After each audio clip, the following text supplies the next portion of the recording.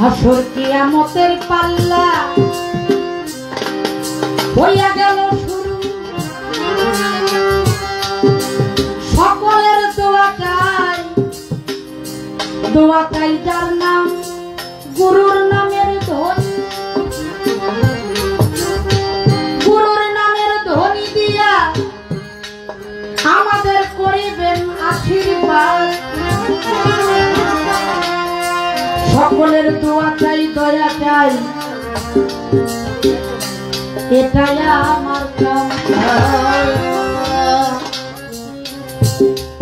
আমার বোন প্রশ্ন করে দাঁড়াইয়া করে, ধন্যবাদের পূর্ণ বেটি আমি ধন্যবাদ দেই তারে।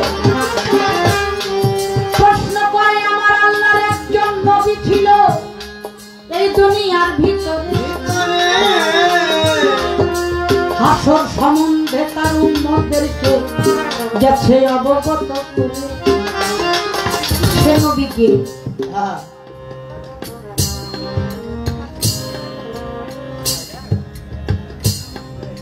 আমি সে নবীর নাম তো বলবো, তার আগে একটি কথা বলতে চাই, এমন কোন নবী নাই যার কওমের তার উম্মতদেরকে এই হাসর সম্বন্ধে জানায় না। কিন্তু তারপরেও একদম খোলামেলা ভাবে হাসর সম্বন্ধে বলে গেছেন, দেখায় গেছেন। তিনি হলেন ঈসা আলাইহিস সালাম। ঈসা আলাইহিস সালাম বলেছেন, কেউ মিথ্যা সাক্ষী দিও না, কারো উপরে ব্যভিচার করো না, অন্যায় ভাবে কারো জিনিস দখল করো না, বিনিময় পরিণতি কারো ভালো হবে হবে না। শুধু ঈসা নবী বলেছে তা নয়, আল্লাহ বলেছে প্রত্যেকটা, আমার দেশ হলো বাংলাদেশ, এরকম আরো শত শত দেশ আছে না বাবা? আছে আছে। আমার দেশের ভাষা যা, ইন্ডিয়ার ভাষা কি তাই না? ওখানে গেলে হিন্দি বলে, পাকিস্তানে গেলে উর্দু বলে, তাই না বাবা? আমেরিকার মতো দেশ, সেখানে ইংলিশে কথা বলতে হয়। যতগুলো দেশ আছে তার প্রত্যেকটি দেশের মাতৃভাষা আছে। আমার দেশের ভাষা হলো বাংলা ভাষা। আল্লাহ বলেছেন প্রত্যেকটি দেশে আমি তার ভাষার একজন রাসূল প্রেরণ করিয়াছি। প্রত্যেকটি দেশ, সেটা যে দেশ হোক, যে ভাষার দেশ হোক, সেই দেশের ওই ভাষার একজন রাসূল আমি আল্লাহ প্রেরণ করেছি। আজকে যে ওলির দরবারে এসেছে, তার যারা ভক্ত ভালো, তার গুরু যে, তার রাসূল সে, তার খোদা দয়াল বাবা মুখলেস শাহ। একটি কথা বলতে চেয়েছিলাম, আমার বলা হয় না। আমাদের এই মেঘনায় আগে এরকম গান হইতো না, এখন যেভাবে মানুষ গানটাকে শোনে, আগে এইভাবে আমি শুনতে দেখি নাই। আমি মেঘনা থানা যতগুলো যেখানে যেখানে আমার গান হয়েছে, আমি সুন্দর পরিবেশে একটা আসর পেয়েছি। আর নবীনগরে একমাত্র কিছু কিছু দরবার আছে যেখানে আপনাদের মতো শ্রোতা পাওয়া যায়, তার মধ্যে মুখলেস বাবার দরবার একটা। রাত্র পার হয়ে যায়, আজানের পরেও আমাকে দিয়ে গান গাওয়ানো হয়েছে। শুধু আমি না, আমার মতো বহু শিল্পী। আমার সেই মুখলেস বাবার দরবারের তার উত্তরসূরি আমাদের শানু প্রফেসর, তিনি আছেন, আমাদের ফাহিম শাহ আছেন, দরবারের গদিনী শিল্পীর। তো এদের সামনে আছে দেখা সামনাসামনি কথা বলা ভালো, সাক্ষীরা ভালো পাওয়া যায় না। অবশ্যই এই যে আপনাদের মাঝে কথা বলছি, ভালো লাগতেছে, ভিতর থেকে কথা আসতেছে। জানি না মালিক কি বলাবে। আমার বলার, আমার গাওয়ার কোনো ক্ষমতাই নাই, কারণ শিল্পী হলো অদৃশ্য একটি সত্তা। এটা ইচ্ছে করলেই কেউ গান গাওয়াইতে পারবে না। যার গান সে নিজেই গায়, আর তার গান সে শুনে সে নিজেই তৃপ্তি। আমি জবাব করেছি, যতটুকু সম্ভব চেষ্টা করেছি জবাব করেন। এখন হাসরের মাঠ সম্বন্ধে, হাসর বলতে আমরা কি বুঝি? আচ্ছা বাবা, এটা কিয়ামত যে ঘটে, আমরা আমাদের মুক্ত সরকারের মাধ্যমে জানতে পারলাম। বাবার হাতে ছেলে খুন, ছেলের হাতে বাবার খুন, মার হাতে মেয়ে খুন, স্বামীর হাতে স্ত্রী খুন, স্ত্রীর হাতে স্বামী খুন। এটা ফেসবুকটা খুললেই পাওয়া যায়। এখন কথায় আসতে হবে, আমাদের মাঝে কিছু কিছু মানুষের এমন কিছু ঘটনা ঘটে, এইটা দেখা আমাদের মতোই কিছু কিছু মানুষ বলে ও যা যা কর্ম করছে এটার ফল পাইছে। হ্যাঁ বলে কিনা? বলে বলে।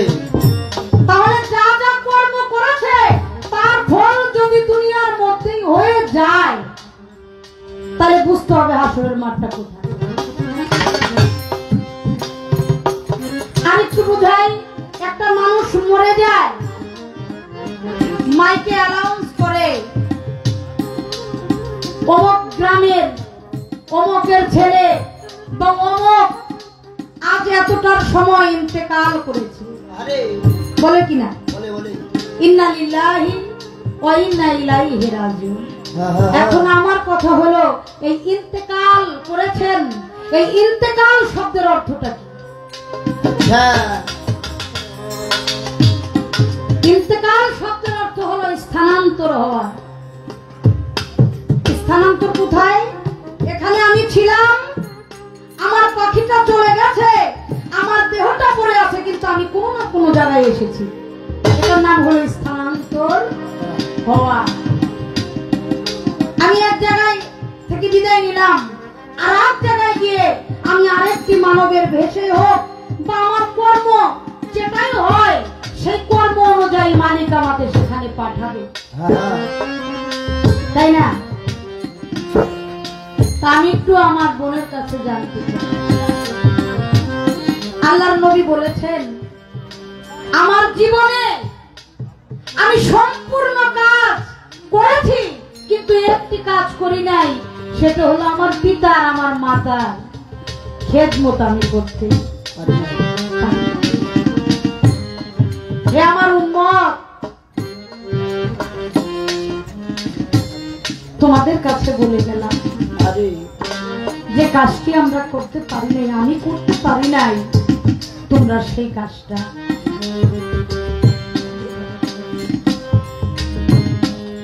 এটা আমার আল্লাহর নবী বলেছেন, আমরা যেন পিতা মাতার খেদমত করি। আগের জামানায় আমাদের সম্মানিত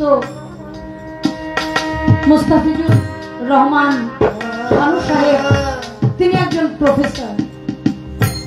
এটা কম শিক্ষাগত যোগ্যতা থাকলে প্রফেসর লাগাইতে পারে না, তাই না বাবা?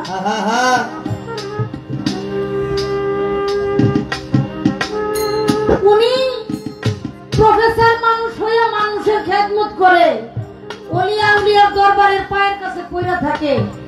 আর এমন কিছু শিক্ষিত মানুষও আছে যারা বাবা মার এই ভাত দেয়। উনাদের সময় যখন স্কুলে লেখাপড়া করতে গেছে, পরীক্ষার সময় আসছে, বাবা মার পায়ের মধ্যে পড়ে গেছে, সালাম ভক্তি দিয়া, বাবা মা আপনাদের দোয়া দয়া না থাকলে আমি তো পরীক্ষা দিতে পারবো না। তো যারা বাবা মাকে ভক্তি শ্রদ্ধা করে স্কুলে গেছে, এই সালামের প্রথা যতদিন ছিল ততদিন এই দেশে বৃদ্ধাশ্রম ছিল না। এখন সালাম উঠে গেছে, এখন বৃদ্ধাশ্রমের অভাব।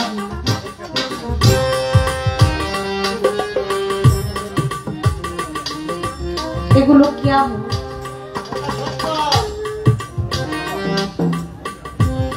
কথাটাই বলছে আমার দয়াল নবী, হে আমার বান্দা, আমার বান্দিগণ, তোমরা যদি পিতা মাতার খেদমত করো তাহলে আমি তোমাদেরকে জান্নাতবাসী সুবহানাল্লাহ করব। সকলেই বলি সুবহানাল্লাহ। আমার একটু জানার বিষয়, পিতা মাতার খেদমত করলে যদি জান্নাতে যাওয়া যায়, দয়া করে আপনি কষ্ট পাইন না। আমি আপনাকে প্রশ্ন করতেছি এই জন্য, আমার বোন যেখানে আত্মসমর্পণ করছে, মুরিদ হইছে, সে দরবারটা হলো ভান্ডার শরীফ, যেখানে দয়ার ভান্ড নিয়ে গুরু মহাদয় বসে আছে। এজন্য আমি আপনাকে একটু প্রশ্নটা করতে চাই। অনেক বাবা মার খেদমত করা পোলাপান আছে যারা মুরিদ হয়ে যায়, মুরিদ হয় নাই, তাই বলে কি সে মুসলমান?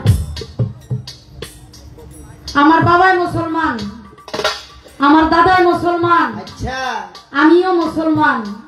মুসলমানের ঘরে মুসলমান জন্ম নিলে কি মুসলমান হয়? না না না। তা যদি হয়তো প্রত্যেক নবী তার উম্মতদেরকে, তার সন্তানদেরকে বলেছে তোমরা কেউ মুসলমান না হইয়া কবরে আসিও না, আসিও না। তো যিনি মুসলমান না তিনিও কি বাবা মার খেদমত করে হাসরের মাঠে বা জান্নাতে যাইতে পারবে? এটা আপনার কাছে আমার একটা প্রশ্ন। কারণ নবী বলেছে আমার নবীর কথা কখনোই মিথ্যা হইতে পারে না। কারণ আল্লাহ বলেছেন যাকে সৃষ্টি না করলে কুল কায়নাতের একটি বালুর কণা আমি সৃষ্টি করতাম না। আমি একটু জানতে চাই, এই যে যারা পিতা মাতার খেদমত করলো তারা তো জীবনে আল্লাহর নবীরে দেখে নাই। আচ্ছা দেখছে? আপনি আমি দেখছি? দেখি নাই। তাহলে বাবা মার খেদমত করে যদি জান্নাতে যায়, তিনি যদি নবীকে না দেখে থাকে, হাসরের মাঠে উনি আমার নবীকে চিনবে কিভাবে? আপনি বলতে পারেন এটা তো আপনার প্রশ্ন, তাই না? তো জান্নাতে যেহেতু নিয়ে যাবে আল্লাহর নবী, আল্লাহর নবীরে দেখতে হইব না? অবশ্যই। কি আচ্ছা আমি হাসরের মাঠের কথা নালে পরেই কইলাম, এই যে যারা জান্নাতে যাইবো তারা নবীরে যদি দুনিয়ার মধ্যে না দেখে, অর্থাৎ কিয়ামত তার জীবনটা এই পাখিটা যেদিন বের হয়ে যাবে এর থেকে আর কিয়ামত কিছুই নেই। এই পাখিটা যাওয়ার সময় যদি তার কিয়ামত হয়, সে আমার নবীরে চিনবে কিভাবে? কারণ কোন মৃত ব্যক্তি তার মৃত্যুর আগে যদি একবার এই মুখে বলে কালেমা তয়্যব লা ইলাহা ইল্লাল্লাহু মুহাম্মাদুর রাসূলুল্লাহ সাল্লাল্লাহু আলাইহি ওয়াসাল্লাম, তাহলে যিনি দুনিয়াতে নবীরে দেখে নাই সে কবরেও চিনবে না, যে কবরে চিনবে না সে হাসরেও নবীকে চিনবে না, চিনবে না। তাহলে এই কিয়ামতের আগে যে তার পাখিটা যাবে তার নবীটা সে কিভাবে দেখবে? একটা প্রশ্ন।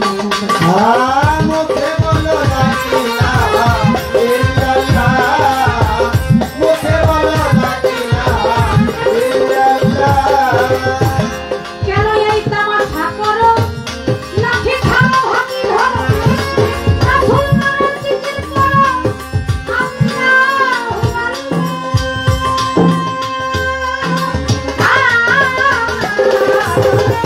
কেন এই তামাশা করো? লাঠি খাও, হাতি ধরো, রাসূল নামের জিকির করো, আল্লাহু রাস্তাতে পাগলামি আগুন হয়ে যাবে না, আগুন হয়ে যাবে,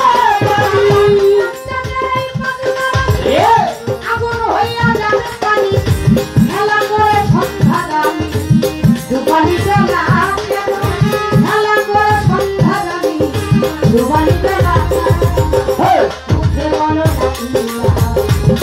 ইল্লাল্লাহ, মুখে বলো না ইলাহা ইল্লাল্লাহ, হাতে লেগেছে ছবি, হাতে পায়ে দিয়ে, হাতে লেগেছে ছবি, হাতে পায়ে দিয়ে বিয়া হবে বড়া করি, আসলে না এ বাবা, মুখে বলো না ইলাহা ইল্লাল্লাহ, মুখে বলো না ইলাহা ইল্লাল্লাহ, মুখে বলো না ইলাহা ইল্লাল্লাহ, মুখে বলো না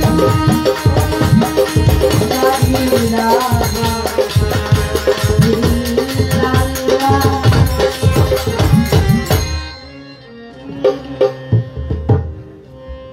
পালা নিয়ে একটি গান করার চেষ্টা করলাম। আমাদের ফাহিম শাহ অর্থাৎ দল বাবা মুখলেস শাহ বর্তমান গদিনী শিল্পীর এবং সে দরবারের যত ভক্ত বৃন্দ আছে সকলের কর্ণধার। আমাকে বলেছেন আমাদের আশ্রম থেকে আপনাকে একটি গানের জন্য আদেশ করা হয়েছে। আচ্ছা আচ্ছা, সাতমুরা আশ্রম, সেটা মহর্ষি মনমোহন দত্ত, যার আশ্রমের নাম হলো আনন্দ আশ্রম, যেখানে গেলে যে বাণীগুলো শুনলে সত্যি সত্যি মনে আনন্দ ফিরে আসে। সে দরবারের পক্ষ থেকে মহর্ষির বাণী আমি কি গাইবো জানি না, আমি গাওয়ার চেষ্টা করি। আসলে একটা মানুষ, একজন শিল্পী, একজন নেতা, একজন চেয়ারম্যান, একজন মেম্বার সকলের প্রিয় হতে পারে, হারমোনিয়ামটা বাড়ান, তো সবার জন্য সব গান নয়। হারমোনিয়ামটা বাড়ান। যদি ভালো নাও লাগে দয়া করে গানের সময় আপনারা উঠে যাবেন না। আমরা গানের পরে যে মিউজিক বাজে আপনারা জানেন, এটা সব শিল্পীরা আমরা বলে থাকি, আপনারা ওই সময় উঠা বসা করবেন। দয়া করে গানটা একটু সূক্ষ্ম কর্ণ দিয়ে শ্রবণ করে আপনারা বিচার করে, যদি মনে হয় না আমার এখানে বসে থাকা যায় না, তাহলে আপনারা চলে যাবেন। দয়া করে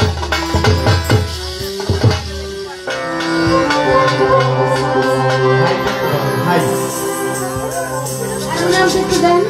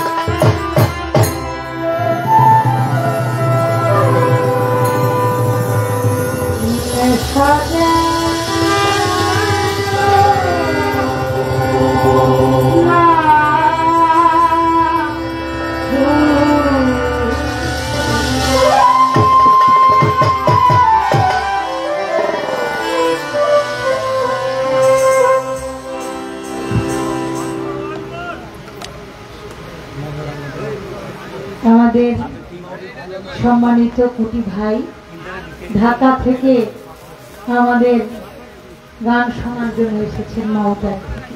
ভাইয়ের প্রতি এমনিতেই কৃতজ্ঞতার শেষ নাই, তারপরে আমাদেরকে অর্থের মাধ্যমে দোয়া করছে, আশীর্বাদ করছে। আমাকে 500 টাকা এবং আমাদের মিউজিশিয়ান যারা আছে সবাইকে 1000 টাকার মতো দোয়া করছে।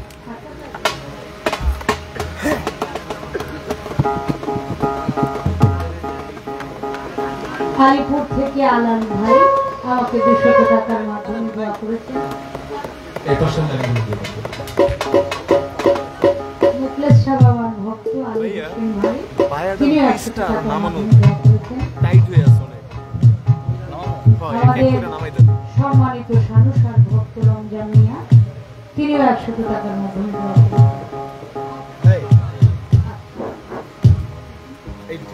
সকলের দৃষ্টি উপস্থিতি 2005 বর্ষের বর্তমান বদলি ছিল আমার বাবা যান পেটার প্রবাসক মোস্তাফিজুর রহমান শানু সাহ। আমার শ্রদ্ধেয় আন্টি রমা সরকারের গানে সন্তুষ্ট হয়ে 100 টাকা দিয়ে পুরস্কৃত করলেন এবং 2005 বর্ষের প্রতিষ্ঠিত আসরি ভাতৃ সংঘ এর যে এডমিন আমার বন্ধু মানুষ, সে একটা দরবারের বদলিশীল নাম প্রকাশে অনিচ্ছুক, সে আরো 200 টাকা দিয়ে পুরস্কৃত করেছে আসরি ভাতৃ সংঘের পক্ষ থেকে। ধন্যবাদ সবাইকে। ধন্যবাদ জানাই হযরত দুবাচাই দল বাবা মুখলেস রহমতুল্লাহ আলাইহির রুহানি সন্তান কাপাসিয়া থেকে আগত রিটন ভাই, তিনিও 1000 টাকার মাধ্যমে দোয়া করেছেন। যারা নাদিও সুন্দর পরিবেশ দিয়েছেন সকলের প্রতি শ্রদ্ধা এবং সালাম জানাই। ধন্যবাদ সবাইকে। আমাদের ফাহিম শাহ, যিনি বর্তমান মুখলেস শাহ বাবার দরবারের গদিনী শিল্পী। দেখেন, শুধু বয়সে বড় হলেই মানুষ অনেক কিছুর যোগ্যতা অর্জন করে। আমি যখন এই দরবারে গিয়েছিলাম তখন আমার বাবাজি ফাহিম একেবারেই ছোট ছিল। সেই থেকে একেবারে ছোট থেকেই তিনি দরবারের দায়িত্ব পেয়েছেন। এত বড় দায়িত্ব, কারণ আল্লাহর ওলিরাই বোঝে কাকে দিয়ে কোন দায়িত্ব পালন করানো যায়। যাক, সকলের প্রতি শ্রদ্ধা সালাম জানাই। যারা সুন্দর পরিবেশ দিয়েছেন সবার প্রতি শ্রদ্ধা সালাম, ধন্যবাদ। কামাল ভান্ডারী ভাই, তিনিও 100 টাকার মাধ্যমে দোয়া করেছেন।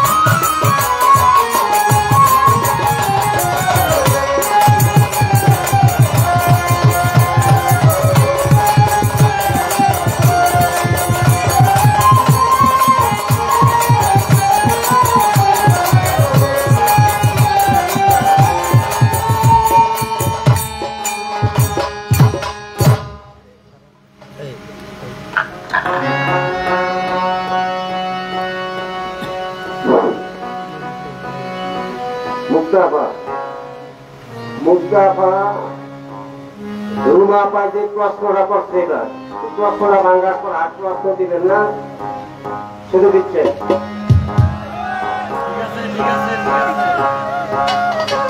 একটা আদালতে আর একটা দিচ্ছেন, দুইটা গান।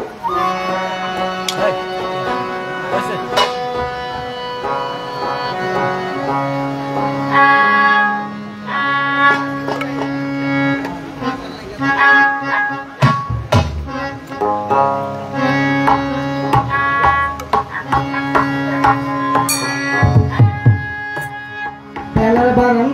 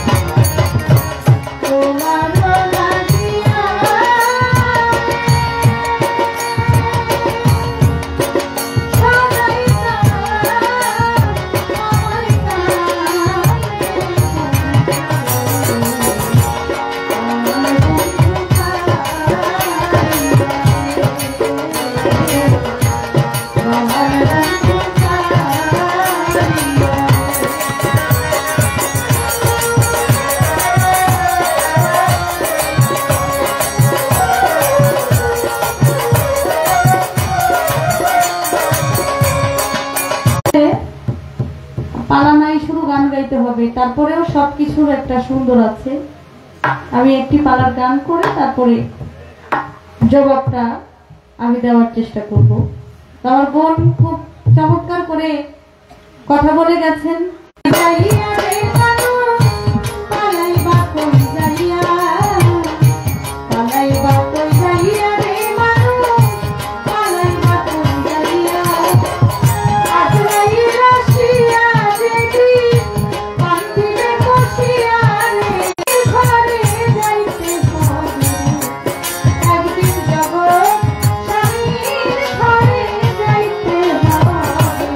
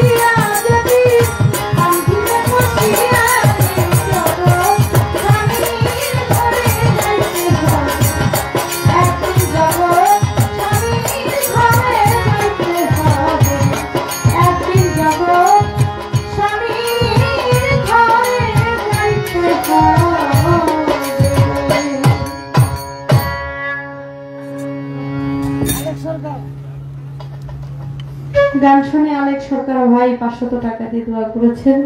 ভাইয়ের প্রতি সালাম জানাই। আসসালামু আলাইকুম। এখন প্রশ্ন হলো, আমার নবী করিম হযরত মুহাম্মদ সাল্লাল্লাহু আলাইহি ওয়াসাল্লাম তিনি বলেছেন, আমার জীবনে আমি একটি কাজ করতে পারি নাই, সেটা হলো পিতা মাতার খেদমত। যে আল্লাহর বান্দা নবীর উম্মত যে বাবা মার খেদমত করবে, আমার আল্লাহ তার প্রতি সন্তুষ্ট থাকবে, আমার নবীও তার প্রতি সন্তুষ্ট থাকবে। বাবা মার খেদমত করলে জান্নাতে ঠিকানা হবে। আমার বোনের কথা, বাবা মা খেদমত করলে জান্নাতে ঠিকানা হবে ঠিক, কিন্তু দুনিয়াতে কেউ যদি নবীকে না দেখে, তাহলে কাল হাসরের মাঠে নবীকে চিনবে কিভাবে যে এটাই নবী? সে জান্নাতে যাবে কিভাবে? তাহলে তার দুনিয়াতে নবীকে চিনার দরকার আছে, মুরিদ হওয়ার দরকার আছে। যার পীর নাই তার শির নাই, যার পীর নাই তার পীর হলো শয়তান। এখন নবীকে কিভাবে চিনতে হবে? একটি গানের মধ্যে আছে, বেলায়েতের মুর্শিদ হয়ে আসিলেন দিনের নবী, মুর্শিদকে না পাইলে কি আর রাসূল পাবে? তাই আল্লাহর রাস্তায় যাইতে হলে, আল্লাহকে দেখতে হলে, আল্লাহকে পাইতে হলে একটা ওসিলার দরকার অবশ্যই আছে। আপনি নবীকে দেখেন নাই, আল্লাহকে দেখেন নাই, আপনি নবীকে দেখেন নাই, কিন্তু আপনি নবীকে দেখার যে চিন্তা ভাবনা যদি মনে মনে করে থাকেন, তাহলে একটা মাধ্যম আপনার ধরতে হবে। সেই মাধ্যমটাই হলো যার যার কামেল মুর্শিদ, যার যার পীর। সেই পীরের মাধ্যম ধরলে সেই নবীর কাছে যাওয়া যাবে, আর নবীর কাছে গেলে আমার আল্লাহর কাছেও যাওয়া যাবে। আমার নবী করিম হযরত মুহাম্মদ সাল্লাল্লাহু আলাইহি ওয়াসাল্লাম তিনি বারে বারে একটি কথা বলেছেন, আমি তোমাদের জন্য রেখে গেলাম দুইটা জিনিস, একটা হলো আল্লাহর বাণী কোরআন, আর একটা হলো আহলে বায়াত। আমার নবী করিম হযরত মুহাম্মদ সাল্লাল্লাহু আলাইহি ওয়াসাল্লাম তিনি তার গায়ের চাদর খুলে তিনি মা ফাতেমা তুজ-জোহরা, ইমাম হাসান হোসেন, মাওলানা আলী করিমুল্লাহ ওয়াজু এই চারজনকে একত্রিত করে ওই চাদরের মধ্যে রেখে তিনি বলেছিলেন, তোমরা জেনে রাখো এরাই হলো আমার আহলে বায়াত, এরাই হলো আমার আহলে বায়াত। কেউ যদি মাওলানা আলীর হাতে হাত দেয়, সেটা আমার হাতে হাত দেওয়া হলো, যে আমার হাতে হাত দেয় সে আল্লাহর হাতে হাত দিল। তাহলে অবশ্যই পিতা মাতার খেদমত করতে হবে, আবার বাবা মার আদেশ নিয়া, হুকুম নিয়া মুর্শিদের কাছেও যাইতে হবে। অনেকে বলেন যে আমার তো বাবা মা নাই, আমি কার কাছ থেকে আদেশ নিব? বাবা মা পৃথিবী থেকে যদি বিদায় দিয়ে চলে যায়, আপনার হুকুম পাওয়ার আগেই আপনি আপনার মনে যাবে চায়, আপনি যদি মন চায় আপনি রাহাত আলী শাহ বাবার কাছে মুড়ি ধরবেন, আপনি গণি শাহ বাবার সিলসিলায় মুড়ি ধরবেন, আপনি খাজা বাবার সিলসিলায় মুড়ি ধরবেন, আপনি বড়পীর সাহেবের সিলসিলায় মুড়ি ধরবেন, আপনি ভান্ডারি গিয়ে মুড়ি ধরবেন, আটরশি গিয়ে মুড়ি ধরবেন, যেখানে খুশি আপনার মনে যদি চায় আপনি সেখানে মুড়ি ধরতে পারেন। একজন মালিক আপনার অবশ্যই ধরতে হবে। তাই অবশ্যই বাবা মার খেদমত করতে হবে, কারণ প্রত্যেকটা পীর মুর্শিদ যারা আছে তারা বলে নামাজ পড়তে হবে, রোজা করতে হবে, বাবা মার খেদমত করতে হবে। কোনো মুর্শিদ বলে না যে তোমরা বাবা মার খেদমত করো না। সবাই বলে যে বাবা মার খেদমত অবশ্যই করতে হবে, বাবা মার খেদমত করতে হবে, আবার মুরিদও হইতে হবে। এটাই প্রয়োজন আছে। যাক, কথা বেশি নাই, যেভাবে কথা ছিল আমি জবাব দেওয়ার জন্য চেষ্টা করলাম। এবার আর কোনো কথা নাই, শুধু গান। বক্সটা কমে গেল, টোটালটা আপনি একভাবে ব্যালেন্স করবেন। হ্যালো হ্যালো হ্যালো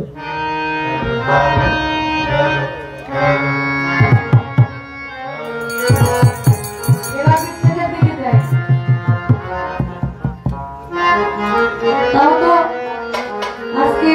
রাত্রে প্রায় 2টা পর্যন্ত আমরা পালা গাইলাম।